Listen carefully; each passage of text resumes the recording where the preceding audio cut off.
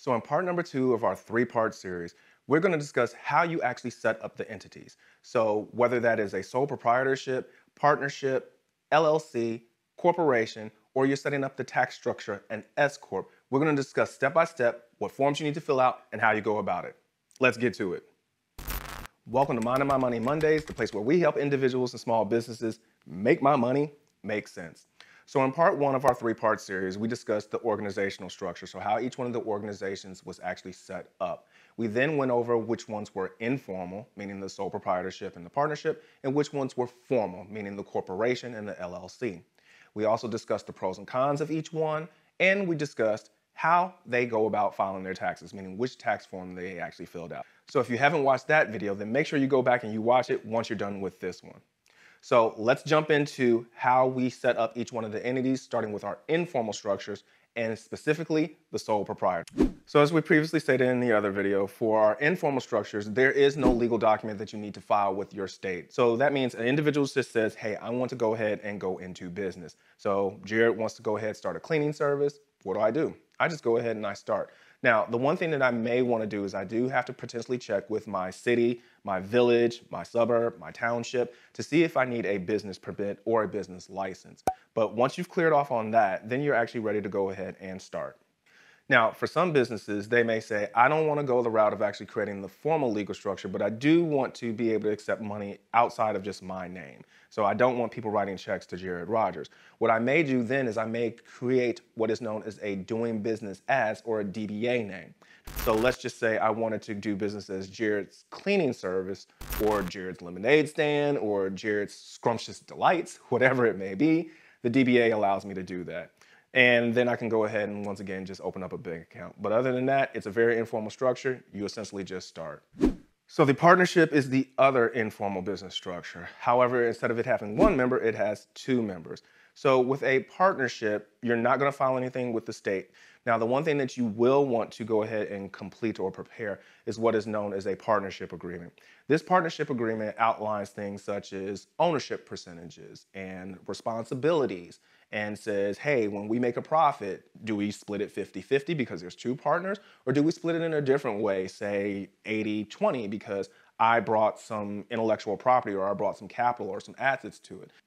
So then one other thing that the partnership agreement may stipulate is where you actually do your banking. So if there's Jared and Bob's cleaning service and we decide that we want to bank at XYZ Bank, the partnership agreement will state that. So what you will need to do is you will need to take the partnership agreement to the bank. Otherwise, they're generally not going to open up the bank account, or at least they'll give you a bunch of flack for it. Now, from a tax perspective, which we will talk about more in part 3, a partnership may need to apply for an EIN, or employee identification number, with the IRS. This is especially true if you plan to have employees underneath the partnership who are actually going to be performing work that you would actually need to run payroll for. So just a consideration, partnership might need to go ahead and get an EIN. So now that we've finished the informal structures, let's move on to our formal structure, starting with the LLC, or the limited liability company. So a limited liability company is something that you actually have to form with the state. So here in Illinois, what we would do is we would go to the Secretary of State and we would file our articles of organization. This is what you are filing to legally form your entity or your LLC. Now, separate from that, you have your LLC operating agreement. Now, the operating agreement is very similar to, say, like the partnership agreement. It's going to stipulate things such as ownership, when you have your annual meetings, when you have your board meetings, when you are going to hold the meetings of the shareholders. It basically stipulates how you operate, okay? Now, similar to the partnership, an LLC may also want to go ahead and apply for an EIN with the IRS, and that is specifically true if they are going to have employees beneath them that they're going to go ahead and need to pay. So let's go ahead and move on to our last entity, corporations.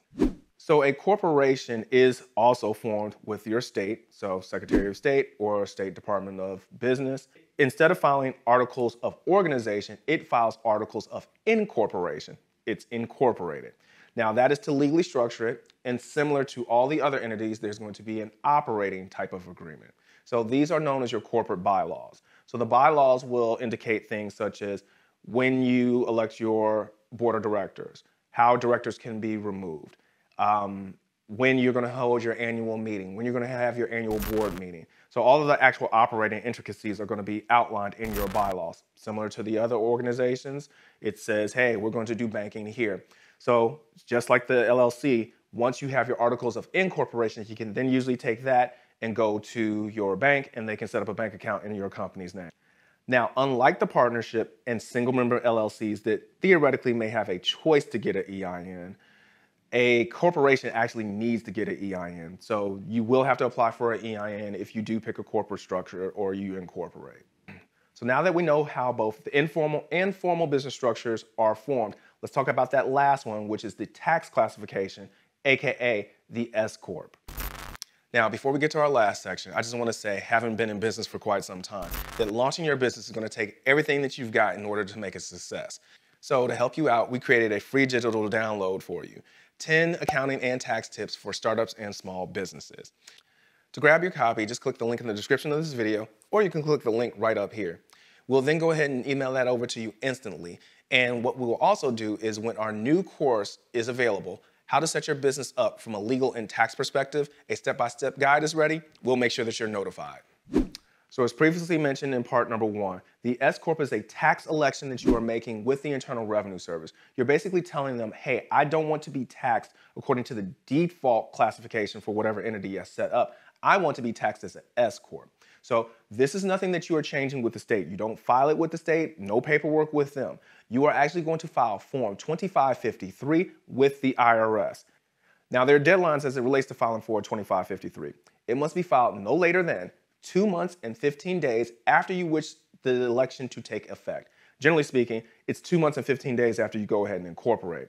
Now, however, sometimes people don't know that they want to become an S-Corp, or they don't find out, or they're misinformed.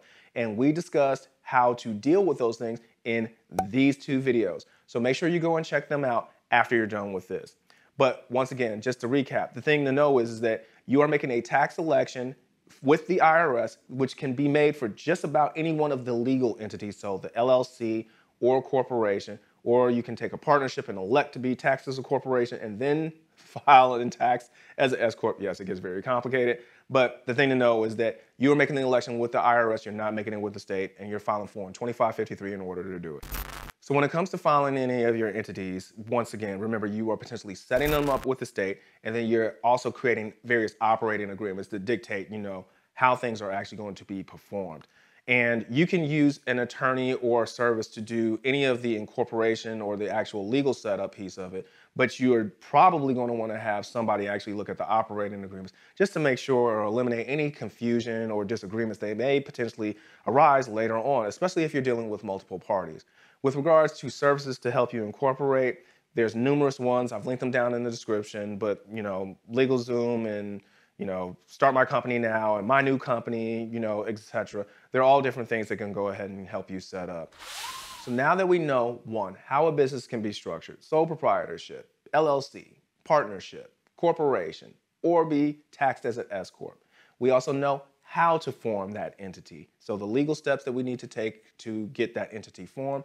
Part number 3 is going to go over how it is going to be taxed. And I do highly suggest that you come back and watch that video. And the reason why is because, as we discussed in part 1, a legal structure is not the same as a tax structure. So if you go ahead, you start as an LLC, you're the only member, you're like, great, I'm gonna go ahead and be taxed this way. You get to the end and you file out that you're responsible for the taxes, you're supposed to file them on your individual tax return, and you're on the hook for the tax bill, and you're like, but I didn't want to do that. I filed an LLC because I wanted a company to be separate from me. Well, come on back and watch part 3 and figure out how you actually make that happen.